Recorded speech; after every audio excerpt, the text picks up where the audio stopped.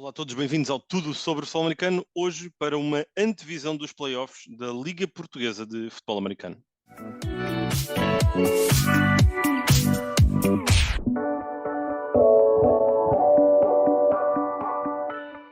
Olá a todos, bem-vindos a mais um episódio do Tudo sobre o Futebol Americano. André Mourinho e Nuno Félix para, uma vez mais, falarmos aqui desta feita sobre a Liga Portuguesa de Futebol Americano, que vai ter, agora no próximo fim de semana, a primeira fase da fase a eliminar, os playoffs. Lisboa Devils recebem os Salgueiros Renegades no sábado, dia 3 de junho, às 17h30, no campo dos, habitualmente, Lisboa Navigators, e depois domingo, os Cascais Crusaders recebem os Maia Muds no campo das Fontainhas, habitual relevado da equipa de Cascais, os atuais campeões em título. Hoje, Nuno, vamos olhar aqui de forma breve, em primeira instância, para o que foi e depois para o que será. Não é? E aquilo que foi uma competição com 21 jogos disputados, 121 touchdowns marcados e surpresas ao longo do caminho, com reviravoltas épicas, como foi o caso da vitória, da remontada que os Mets fizeram diante dos Navigators ali a meio da época, a surpresa dos Navigators roubarem uma vitória aos Devils num jogo que ficou com um diferencial de 1 ponto, um jogo entre Lions e Renegade já sem grande contexto a nível matemático que termina empatado, mas quando tu olhas para o alinhamento final desta competição, para as 7 equipas e para onde cada uma das equipas ficou, o que é que te salta à vista? O que é que te, comparando se calhar com o que tu perspectivavas, aconteceu tudo como tu pensavas? Não, não, mas eu acho que isso nem na Liga Portuguesa de Futebol Americano, nem na NFL. Na NFL ainda pior, né? A Na NFL ainda realidade é pior. que isto nunca acontece como deve acontecer ou como é esperado acontecer. Isso também é algo que nos apaixona e às vezes as lesões que acabam por acontecer, tanto na NFL e muito mais na Liga Portuguesa de Futebol Americano, têm a capacidade de abalar completamente com as perspectivas de um clube ou de um franchise para a temporada. E eu acho que isso acaba por manchar também a Liga Portuguesa de Futebol Americano. Acho que houve algumas lesões, aliás, em todas as equipas, é normal que acabem por haver, mas umas que mexem mais do que outras, como foi o caso do quarterback dos Warriors, que acaba por abalar a temporada dos Warriors, que acabam por ser, consequentemente, uma desilusão esta temporada. Sim, acho que os Warriors têm que olhar para a sua época como uma desilusão, mas eu acho que é uma desilusão justificada, Certo, porque certo, certo, é o que tu certo. estás a dizer, as equipas na NFL, às vezes há grupos posicionais onde não há profundidade nenhuma, em Portugal ainda mais, não é? E muito menos na posição de quarterback. Tu não tens 7 quarterbacks portugueses titulares em Portugal ou com capacidade de executarem um nível elevado, vá, e o Tiago Ranhada, para mim, é top 3 em Portugal.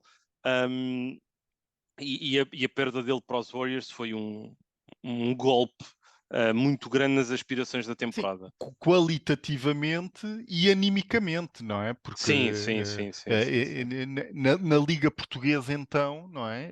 Tu estás assente e tu vês que tens um quarterback que é playmaker, que é a posição mais importante em campo, não é? E acabas por ser abalado completamente quando tens um líder, um capitão que acaba por ser ilusionado. Epá, é mesmo isso. Acho que há pouco que justifique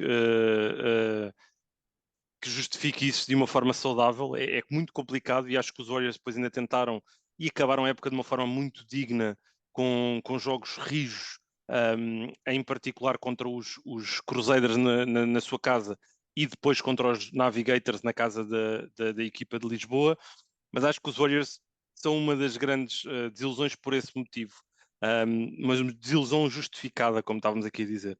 Outra desilusão para mim, e já menos justificada, são os Lisboa Lions, que ganharem um jogo, perderem 4 e empatarem outro, num ano em que tu esperavas que muita da sua equipa desse um step up, desse um passo em frente, e onde começaram muito bem a época. Acho que o primeiro jogo deles contra os Crusaders, enquanto unidade, enquanto equipa, foi o melhor jogo deles, na minha opinião. A partir daí, houve jogos em que uma unidade melhorava, mas a outra parecia que não queria operar.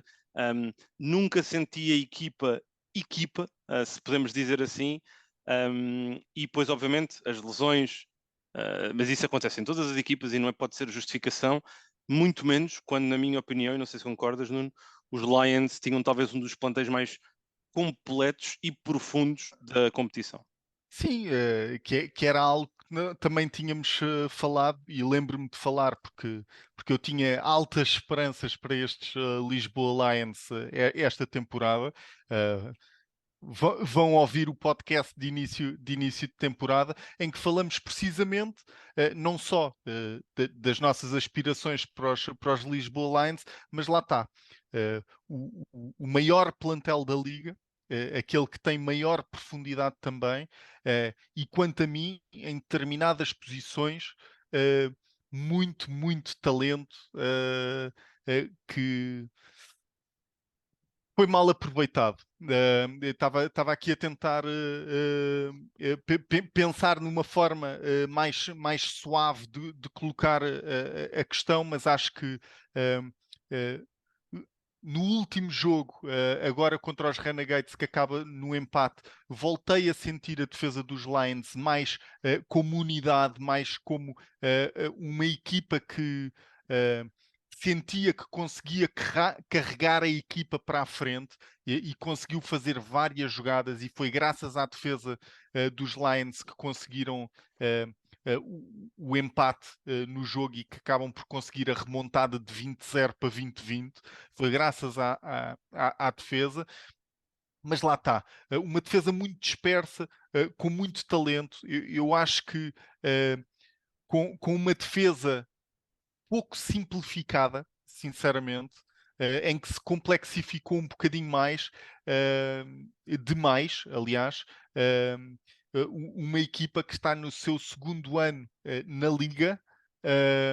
E que devia ter mostrado uma progressão, e que para mim só mostrou progresso em termos de quantidade de jogadores e de profundidade de plantel. Sim, eu acho que vi algumas melhorias a nível dos processos da equipa, mesmo e era um ponto que eu apontei muito aos jogadores dos Lions no seu primeiro ano. Não estavam focados no jogo, estavam mais focados em aparecerem noutros contextos. Acho que isso melhorou, mas acho que dentro do relevado não notámos propriamente essa melhoria. Curiosamente, estas duas equipas, estamos a falar, os Warriors e os Lions, eram duas equipas e nós não fizemos isto, mas para o ano vamos tentar fazer, que é lançar as nossas previsões antes da época começar, para isso também ficar registado. Mas eu Sim. tinha os Lions a terminar em terceiro da fase regular e tinha os Warriors a terminar em quarto. Acertei nas outras duas, acertei os Crusaders em primeiro e os Devils em segundo, mas falhei nestas duas. E acho que se os Warriors é justificado com a lesão, nos Lions, com a lesão do Tiago Ranhada, nos Lions acho que é difícil de encontrar uma justificação que não seja a equipa não ter dado o step up como um todo, um, que era expectado. Depois, só para mencionar também aqui os Lisboa Navigators, que terminaram com um registro de 2 vitórias e 4 derrotas e terminam em quinto, ficando fora dos playoffs. E eu para os Navigators eu tenho aqui uma narrativa que para mim é a seguinte. Eu tinha os Navigators a ganhar exatamente este número de jogos, mas não a ganhar os jogos que efetivamente eles ganharam, ok? Um, os Navigators para mim, depois, e eu vi os jogos todos da Liga Portuguesa, e eu já estive a olhar para as estatísticas, eu já estive a montar aqui algumas coisas que entretanto tiveram a sair ao longo desta semana na nossa página. Os Navigators estão literalmente, é que isto é mesmo verdade, os Navigators estão literalmente a 2 jogadas de serem a equipa que fica em terceiro lugar. Porque eles perderam o jogo com os Renegades por 1 ponto, Yeah. de uma forma inexplicável no final. Perderam o jogo com os Mutts com uma implosão absurda na segunda parte. Pá, eram 2 jogadas. Com os próprios Lions, perderam por 1 ponto num jogo em que eles deveriam ter ganho. Eles, para mim, têm um top 3 de defesa. A defesa deles é top 3 no meu ranking. Um, têm decisões inexplicáveis a nível ofensivo e acho que foi por aí que pecou muito. Mas os Navigators são a equipa que deveria estar nos playoffs este ano e que não está, e que só se podem culpar eles próprios e têm que olhar para o espelho e ter essa conversa agora durante a off-season, não é? Sim, lá está. E nós falámos noutro podcast anteriormente sobre a monotonia ofensiva dos Navigators, e eu acho que tem que ser essa a grande reflexão para a off-season, não é? Mexer um bocadinho com o ataque dos Navigators, dar alguma continuidade e consistência à defesa também. Lá está. O caminho está bem feito, as coisas estão a ser bem feitas por parte dos Navigators defensivamente. Agora, ofensivamente, já se percebeu, é preciso mexer, é preciso avançar e é preciso fazer coisas diferentes. Tenho muita pena, porque acho que se calhar foi uma melhoria da Liga Portuguesa de futebol americano. As equipas começaram a jogar melhor futebol americano, mas enquanto eu senti que os Navigators o ano passado tiveram mais em jogos mais disputados contra, por exemplo, contra os Devils. Eu não me lembro, mas aquilo ficaram por uma posse Ficou por um de. ponto. Nuno, os últimos 3 jogos, Devils e Navigators, os 3 terminaram com 1 ponto de diferença. E isso para mim é algo que é factual e que comprova e que mostra, revela que estas duas equipas, quando se defrontam, estas duas equipas, quando se defrontam, em particular em anos recentes, vão sempre dar show. E acho que este ano os Navigators mostraram que têm os moldes para conseguir estar em qualquer jogo. Eu acho que todos os jogos que eles tiveram nesta época, tirando o jogo contra os Cruzeiros em que estavam fora de pé, os Navigators podiam ter ganho. Os Navigators podiam estar neste momento com um registro de 5-1. A realidade é essa. E não estão por incapacidade em executar em determinados momentos e por decisões erradas noutras fases da partida. Mas a realidade é que é um processo de aprendizagem e de crescimento para a equipe. Acho que é Yeah. acima de tudo isso que os navigators têm que olhar e fazer essa conversa no espelho, como estávamos a dizer, Sim, em particular para o seu ataque. e o ano passado surpreenderam toda a gente. É preciso dizer isto. O ano passado ninguém dava nada, por assim dizer, pelos Navigators, e surpreenderam muita gente. E este ano, se calhar, as expectativas já estavam um bocadinho mais elevadas, e é por isso que já vem um lado um bocadinho mais crítico de uma equipa que tem muito mérito, na realidade. Mas pronto, vamos lá ver então o que é que os Navigators fazem depois de 2 anos consecutivos a ficarem fora dos playoffs e a ganharem apenas dois jogos. Agora focando então nas equipas que estão efetivamente nos playoffs, e se calhar vamos nos focar primeiro aqui no primeiro jogo do fim de semana, entre os Lisboa Devils, que terminaram com 4 vitórias e 2 derrotas, diante dos Renegades, que terminaram com 3 vitórias, 2 derrotas e um empate. Equipas com um percurso diferente, mas duas equipas de altos e baixos, eu diria assim, para lançar aqui o mote da partida. Os Crusaders, desculpem, os Devils, com um plantel muito mais consolidado, eu diria, mas os Renegades com um plantel que tem vindo a crescer. E apesar destas duas equipas terem defrontado e os Devils terem ganho de forma contundente 41-13, os playoffs são sempre outra conversa. Os playoffs são sempre outra conversa. Eu acho que, já agora, eu acho que em ambos os casos, tanto no jogo nas meias finais, o fator casa pode ser um fator determinante, não é? A viagem de equipas do Norte até Lisboa pode carregar um bocadinho e pode pesar um bocadinho. E eu acho que isso pode ser também um fator neste jogo. Queria dizer só isso. É o segundo jogo este ano e eu acho isso. Eu acho que podemos ter conclusões tiradas dessa pesada derrota, não é? Por parte dos Renegades, e podem vir com uma vontade mais de correr a bola, de tentar meter o Francisco Pereira no espaço a movimentar-se mais e criar esse tipo de, que é uma coisa que ele faz muito bem e que eu gosto muito de ver o Francisco Pereira a fazer quando tem a capacidade de sair do pocket. Mas vamos ver, eu acho que os Devils estão jogaram pelo menos no último jogo com uma linha defensiva um bocado mais sólida. Acho que meteram o Antoine, que é um clássico dos Devils, ali a jogar a defensive tackle, e que cria o pânico completamente ali no meio, à frente do center e nos guards. Ele é muito pesado, muito forte, e cria essa dinâmica. A questão do contain, e é isso que eu quero dizer, é, vai ser o fator-chave deste jogo defensivamente, para os Devils. E caso não seja bem conseguido por parte dos Devils, lá está aquele jogo, não é?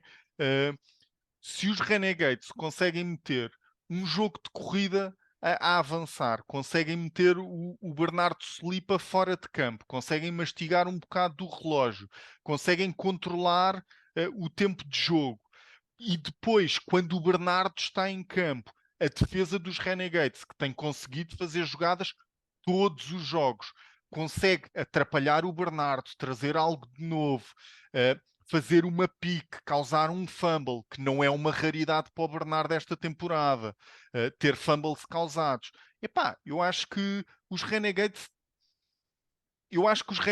têm mais hipótese de ganhar o jogo aos Devils, apesar de sinceramente achar difícil, do que os Mutts têm dos Crusaders, mas já lá iremos.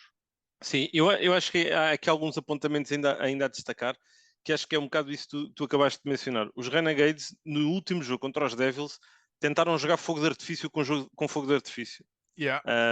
E os próprios Devils entraram com uma mentalidade muito de, como sempre foi a panagem ao longo dos últimos anos, de big play, vamos lá, vamos a down the field, com alguma má gestão de futebol americano situacional em alguns momentos. Recordo-me, por exemplo, do final da primeira parte, em que depois de uma interseção da defesa dos Devils, o Bernardo entra em campo e faz um passe em profundidade para o seu irmão, que também é interceptado na altura pelo Marco Schmidt. Isso é uma má gestão da situação do jogo, digamos. Eu acho que se os Renegades entram para este jogo a tentarem correr a bola, que não é muito o seu apanágio e que tem alguma incapacidade de o fazer, mas a controlar o jogo, a usarem o Francisco como runner, a meterem aqui alguns condimentos, a darem a bola a alguns playmakers que têm. O jogo de passo curto do Francisco não é o melhor, em particular para os screens, que é outro tema. Certo. Mas se eles encontram formas criativas de abordar isso e de mastigar o relógio e de frustrar os Devils em alguns momentos, é a melhor probabilidade que têm de ganhar este jogo. No entanto, realisticamente, acho que é um jogo para os Devils perderem. Porque os Devils têm na mão e já sabem qual é que é o papel vegetal para vencer esta equipa dos Renegades, Sim. que revelou muita dificuldade, e isso é outro ponto que te queria aqui puxar, revelou muita dificuldade em parar o Jazz, que, lance já aqui a questão, é um dos MVPs desta temporada, é o teu MVP da temporada, sendo que é certamente o comeback player do ano, depois de uma lesão gravíssima na época passada, certo? Eu acho que o MVP, eu acho que o Jazz é o MVP dos Devils esta temporada. Eu acho que isso é o ponto final, ok? Ponto final. Transforma-o automaticamente num dos candidatos a MVP do ano. Eu não sei, se tu tivesses que meter uma lista de MVPs desta temporada, tu tens uma lista, e agora estou-te a meter aqui debaixo, Yeah. debaixo do holofote. Mas tens uma lista, uns 5 jogadores, por exemplo, que tenhas. Eu tenho 4 nomes. Eu tenho 4 nomes. Tenho o Jesuíno Furtado, do Jazz, Tem que dos estar, Devils, o Ricardo Cunha, dos Mets, tem que estar tem que estar. porque é um jogador de futebol americano. Tenho o Matias Manuel dos Crusaders, porque é o maestro daquele ataque e uma ligação, uma relação com o Terrinca tremenda. E depois tenho o João Branco dos Crusaders, que é um jogador de futebol americano e que acho que se tem destacado quer no lado defensivo, a aparecer nos momentos-chave, e a aparecer no lado ofensivo quando a sua equipa precisou, com a ausência do Salvador Bolzoni por lesão. O treino também assumiu essa função quando foi preciso, mas acho que o Branco dá outro condimento, dá outra relação e está muito bem preparado fisicamente. Nota-se que há uma dedicação muito particular também para esta temporada. Por isso, para mim, se eu tivesse que dar 4 nomes, seriam estes os meus 4 nomes. A quem é que eu dava? Já fico com mais dificuldade de responder essa questão. Já tenho mais alguma dificuldade. Mas pronto, dentro deste jogo, estamos aqui os dois crentes. favoritismo dos Devils com os Renegades a poderem surpreender se trouxerem aqui um bom alinhamento, não é? Sim, e eu acho importante porque a estratégia, por assim dizer, que não é de fácil execução, nem pouco mais ou menos, que eu te estava a dizer, de mastigar um bocadinho o jogo, não é? E que acabámos por falar disso, apesar de não ser propriamente a vertente do jogo dos Renegades ou aquilo que eles tentam fazer. Uh, uh, durante os seus jogos, tipo, o correr a bola, o jogo curto, etc, etc. Mas a frustração que isso pode criar numa equipa que à entrada para a partida é favorita de ganhar o jogo, pode ser o tiro nos pés. Basta entrar e digo isto assim à cabeça, não é?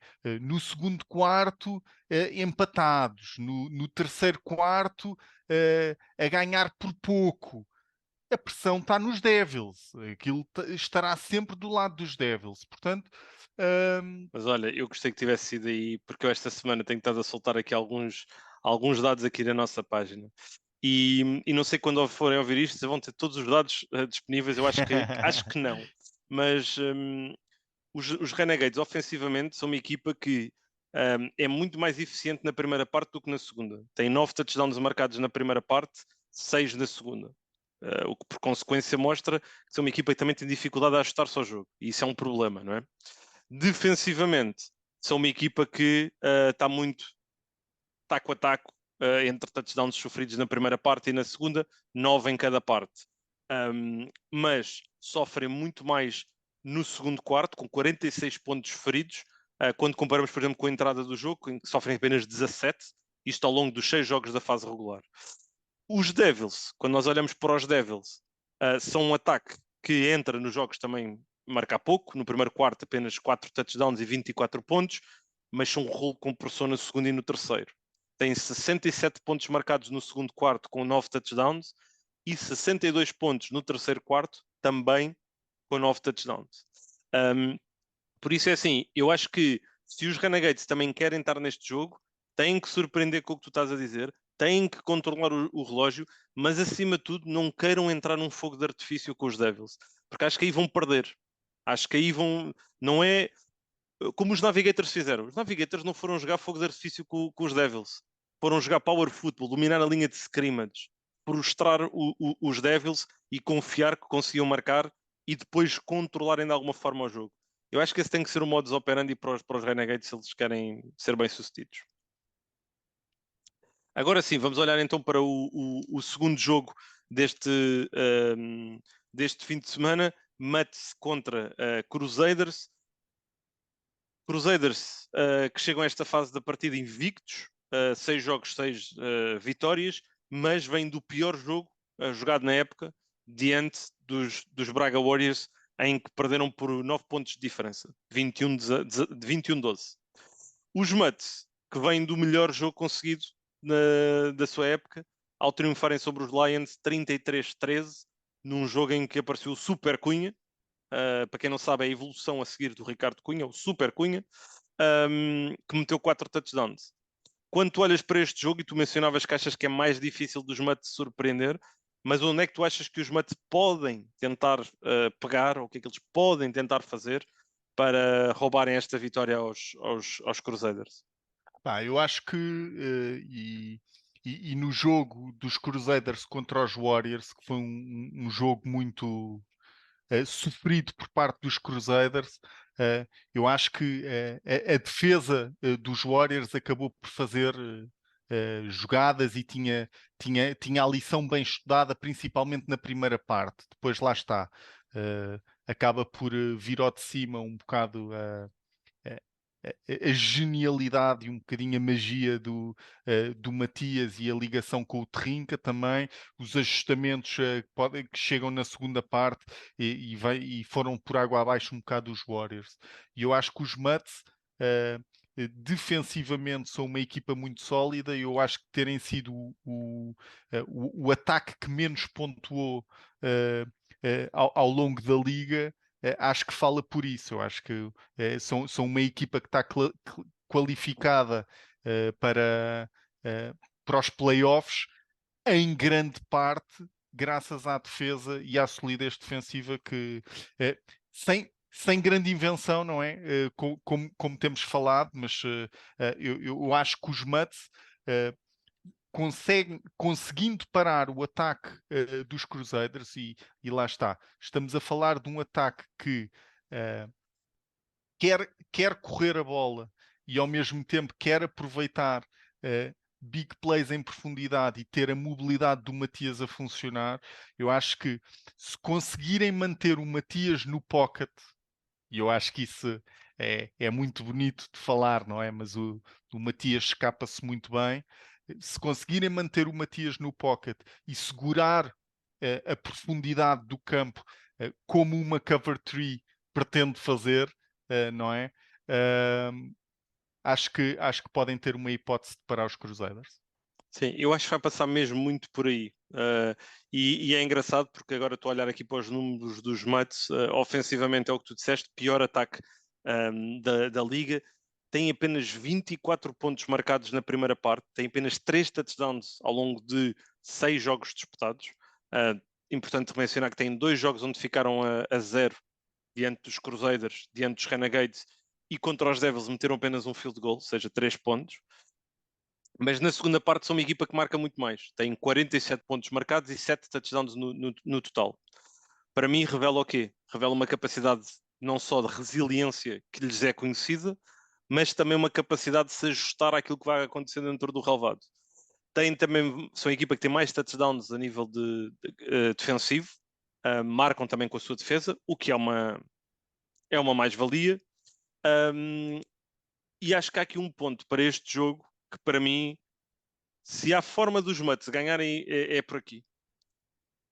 Usarem o relógio, abusarem do relógio, correrem a bola, não é? Correrem a bola. No primeiro jogo entre os Mets e os Crusaders, lembro-me de estar a ver o início do jogo em stream e estar a ver os Mets a correrem e estavam a correr como eles estavam a fazer o que eles queriam da linha ofensiva dos Crusaders, da linha defensiva dos Crusaders, aliás.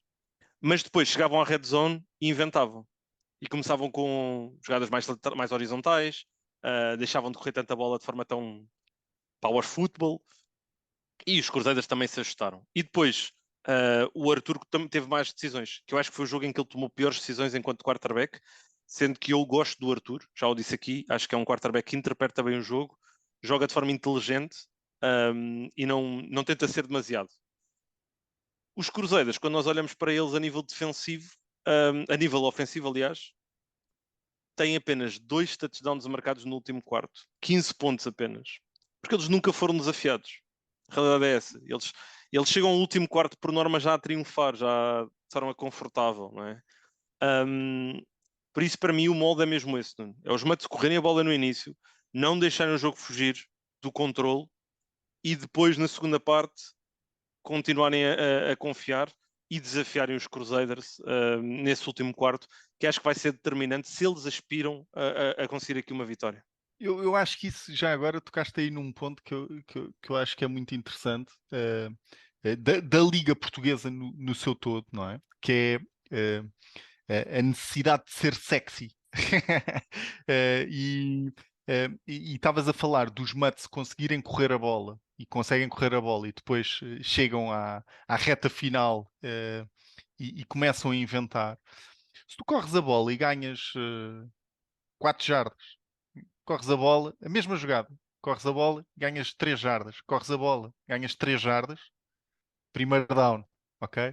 Se voltas a correr, ouve, e vais com a mesma jogada. Se a jogada está a funcionar, não inventes, não Tal e é? qual. Se estás a massacrar, massacra. Ouve. E é só isto. É óbvio que há aquela tendência de epá, mas não podemos estar sempre. Epá, mas não. Podes. Mas é que Podes, podes, podes. podes, Está a podes. funcionar. Estás a É, ver? tal Está e a qual. funcionar. É sexy, não é? Mas tu no final do dia, tu queres é a oportunidade, não é? Tu queres é a É oportunidade. isso mesmo. Por isso, imagina, e nós este episódio está a sair 2 dias antes deste jogo e nenhuma equipa, ponto número 1, ninguém vai pegar naquilo que nós estamos a dizer e vai implementar, cada equipa tem as suas ideias de jogo. Mas, se eu fosse o treinador dos Mets, eu para este jogo, eu metia um wide receiver. Eu usava tudo na linha de scrimmage. E eu ia jogar voleibol o jogo inteiro. Porque eu tenho o tamanho, eu tenho os jogadores, eu tenho um running back que não tem medo de nada, que é o Ricardo Cunha, tenho um bom complemento com o Melo, também, o número 30.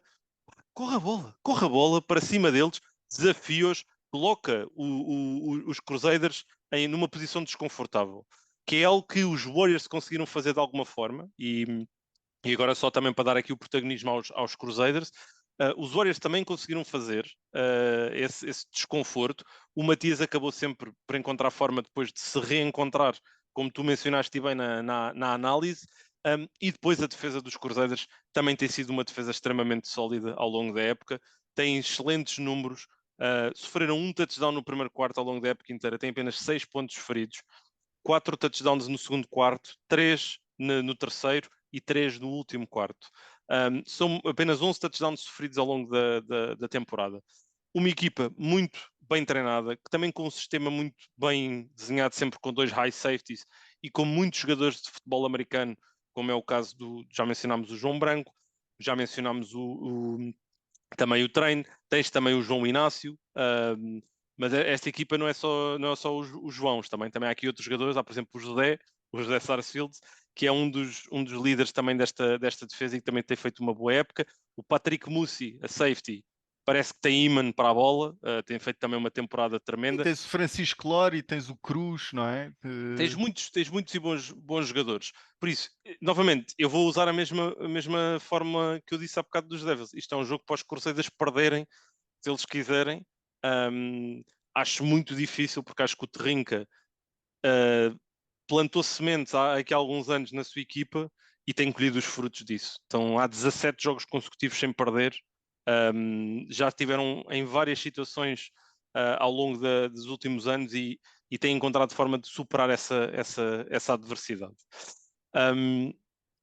Mas basicamente é este o alinhamento o que nós temos para este fim de semana, onde há claramente 2 grandes favoritos para os respectivos jogos, os Lisboa Devils contra os Renegades e os Cascais Cruzeiros contra os Muds. Quero-te aqui desafiar para lançares o prognóstico para o jogo? Ou não? Ui, Não tens pode que dizer o ser. resultado, mas podes dizer, imagina, equipa X por X pontos. Ok.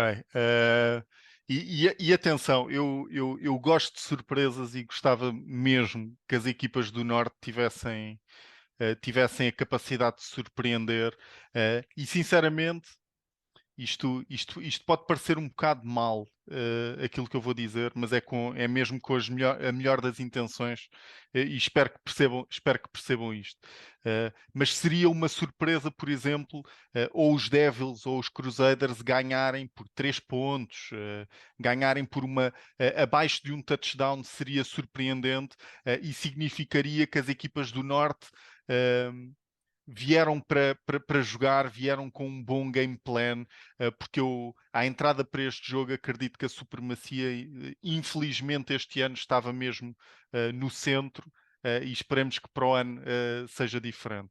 Eu acho que os Crusaders vão ganhar por 3 touchdowns, e eu acho que os Devils são capazes de ganhar por 2 touchdowns aos Renegades.